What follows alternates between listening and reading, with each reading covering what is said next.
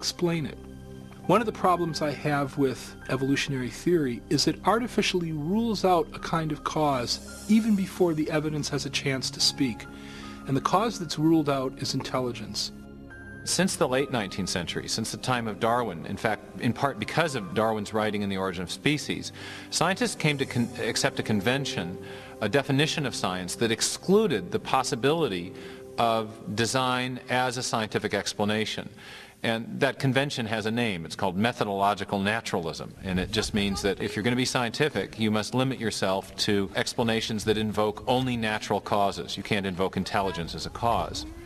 And yet, curiously, we make inferences to intelligence all the time. It's part of our ordinary reasoning to recognize the effects of intelligence.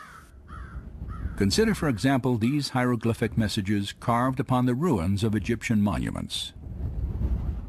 No one would attribute the shapes and arrangements of these symbols to natural causes like sandstorms or erosion. Instead, we recognize them as the work of ancient scribes, intelligent human agents.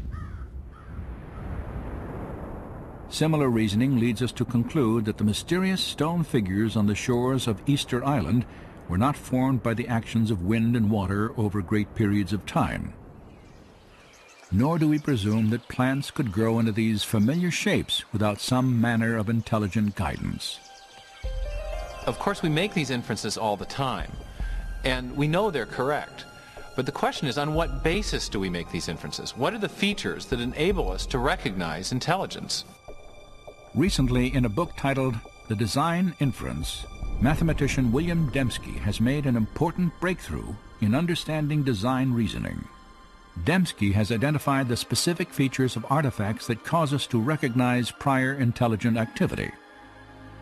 I came to this by trying to look at how do we reason about design? What are the logical moves that we have to go through in order to come to a conclusion of design? So what I'm trying to do